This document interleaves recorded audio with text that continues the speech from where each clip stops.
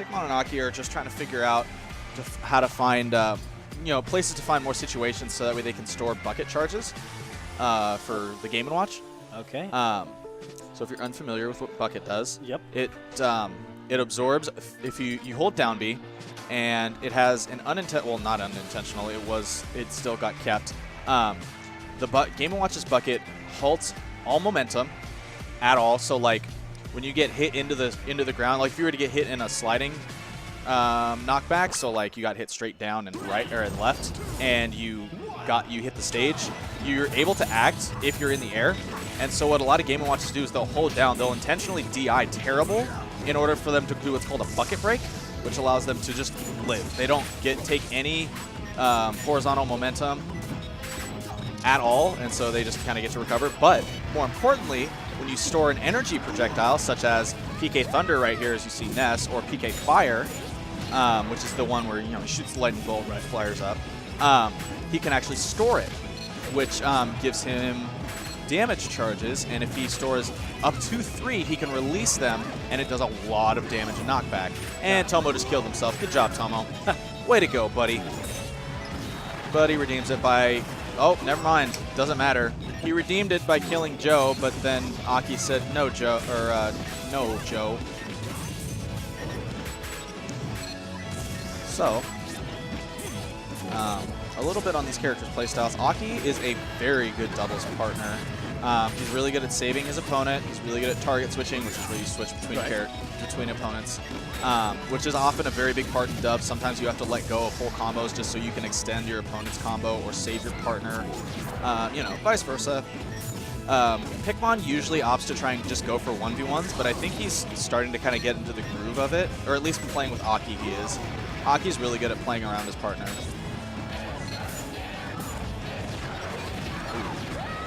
And yeah, he's going to live there, but Tomo's going to die. All right. Well, it's still the first round. It's the first round, but this is looking real bad. Yeah, 6 stocks to 3. People also, always learn. Yeah. Also, Pikmon, little history. Pikmon, ooh. And he stole the stock. All right. So yeah, once a player runs out of stocks, if your partner still has an extra stock, you can opt to take it. It's called share stocking. Right. But that's generally not the time when you want to, is when you're at 2 stocks and your opponent's just about to die. It's usually a bad idea, but whatever. Let's see if Tomo can make it work.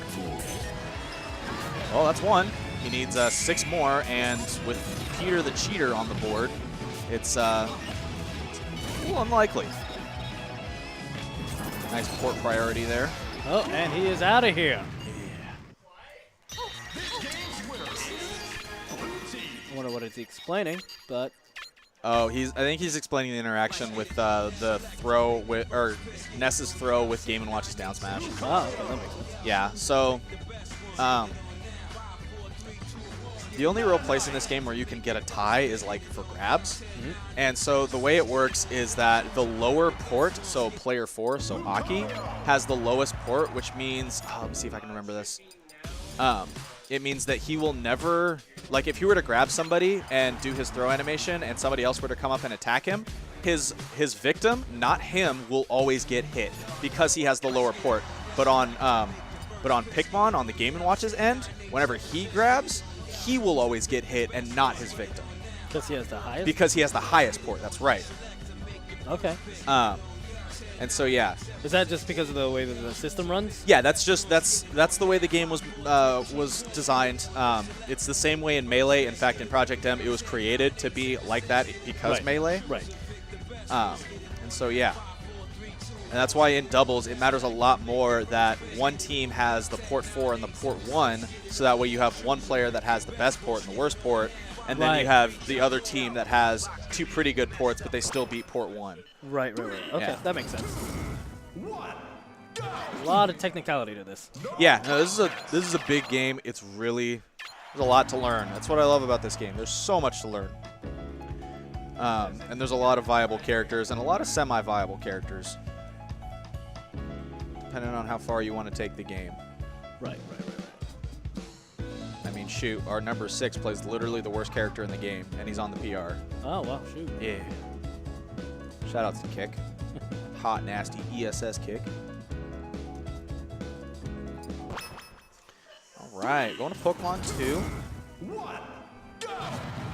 Immediately. Oh, wow. Okay, I didn't even realize that, but TM87, Tomo, switched to his old school main Lucario and immediately died for it. Good job, Tomo. Nah, it's not his fault. Aki's really good at that. But, Probably trying to just switch things up, see if they can get momentum here. yeah. I don't know what I would call these guys now that they're no longer Plup Throw because they're not double Meta Knight. That's the important part. Right. Obviously, the name is more important than the actual gameplay. Oh, dude, absolutely. If you don't have a good team name, you're not officially not a good team. It's just, it's facts. I don't make the rules. It's just the way it is. Don't hate the player, wow. hit the game. Yeah. That was a nice mix-up there for Tomo. Down being through his edge guard ease and then hitting Pikmon into Aki's hitboxes. All right.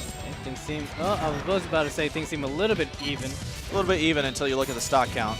And yeah, TM87 is down 2 stocks, and he is not looking very healthy. But that's okay. Meanwhile, we have Pikmon here, just managing the stock tank. This is a very important skill. Oh, no. Meanwhile, Tomo is doing the opposite of stock tanking. Getting put off stage by Aki is not the place you want to be. You're definitely going to have a bad time. Ooh, wow. Up air finally kills the Game & Watch at 161.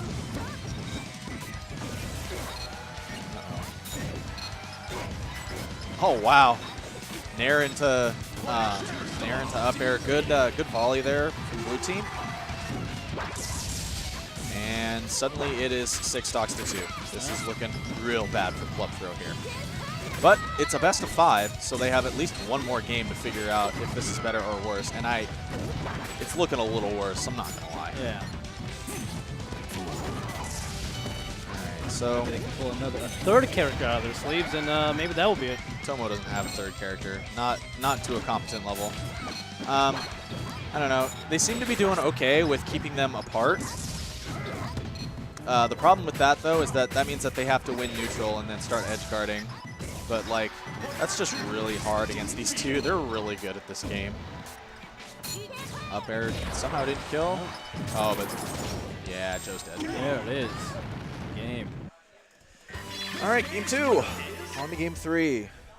Is they gonna switch? Yeah, he's gonna switch back to Meta Knight. He has 2 different tags for it. Don't go, Mark. What? Okay, I was gonna say Tomo. Tomo did main Kirby back in 3.01, which was like a 1-week patch back when Project M was in its development stage. I did not want to see that. Oh God. Now, little known fact about Kirby. I suck at all characters. It's all good. Kirby kind of sucks. Right. Well,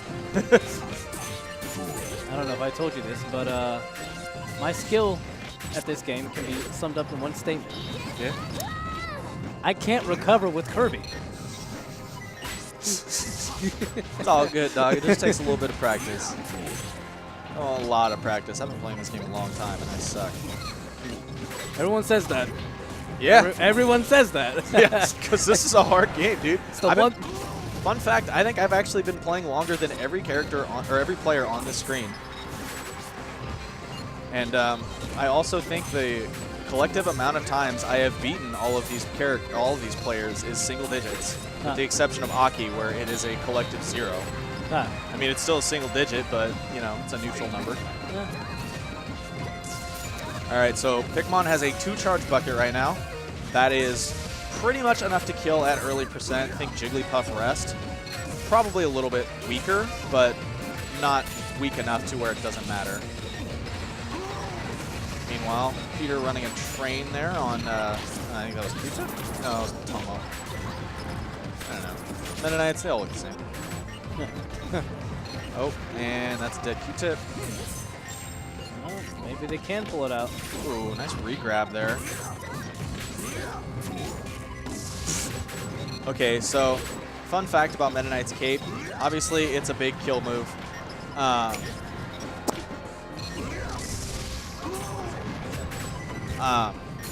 Fun fact about Meta Knight's cape So it looks kind of like a teleport. Right. Kind of is. But the thing is that his hurt box, which is what you use to hurt people, obviously, Right. it comes out before his hitbox does. So if you have a hitbox that's already out when he's trying to attack you, it will hit him every time. It's still really, really good because you can do things like tech chase with Cape, and that's basically free.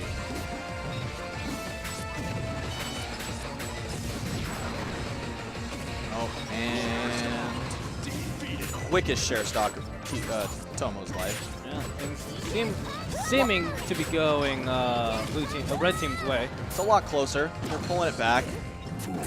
But, oh wow, killing Aki, that's not the one you want to kill, but now you oh wow, burning a bucket, that's a big one. Up throw, here's Cape. That killed.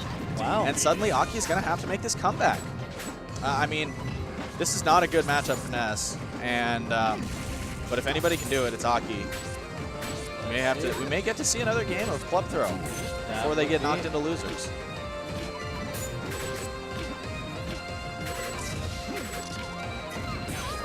Yep. And that is it. We get to see another game. Game 3 goes to club throw, bringing it back. Now, if they can somehow tie it up, Dude, that would be insane.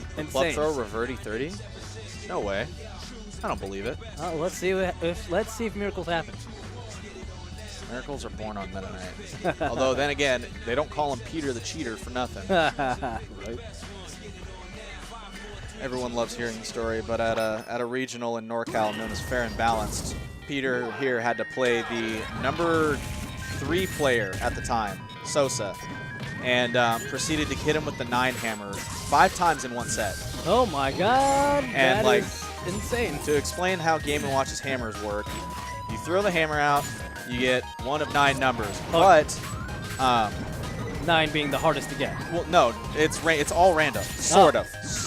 So every time he throws out a hammer, a couple of dots right above the signal appear on his head. 9 being the best one, basically kills dummy early. It comes with a really obnoxious hitbox that in this build is actually an air horn and not a great big bleep. But I digress. If there's 1 dot on the hammer, then that means that the next one will be odd. If there's 2 dots, then that means the next one will be even. Also, when Game & Watch uses a hammer, he cannot get that same number for the next 2 hammers. So if Pikmon were to roll a 3 hammer, he can't get that hammer for the next two hammers. Yeah. Okay, so there's a little bit of strategy. Yeah, there is a strategy, and usually post-death, you'll see Game & Watch just cycle their hammers until they know they're going to get an odd one. And meanwhile, in explaining that, Peter is yet again stock tanking. This is quite the day here.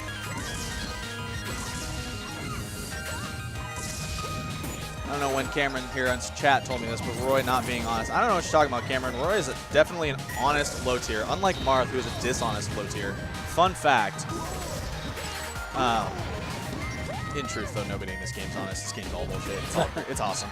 There's no such thing as bullshit. There's no such thing as dishonesty. You either know it or you don't, and if you don't know it, you think it's bullshit. Oh, wow. That was a beautiful down air there from Pikmon to knock his opponent straight into PK Flash. And that is, it is looking it for the really bad for Blood Throw. Although, they're only down 2 stocks. 1 quick double kill, and suddenly everything's evened up. But this is going to be a big comeback they're going to have to amass. All right. Oh, and suddenly one of them's dead. Oh man! But this game is wrapped up. This is the part where Ness suddenly becomes a really good assist character. And game 4. That is game. I'm going to check on my doubles match, and then if there's time, I'm going to play my singles match.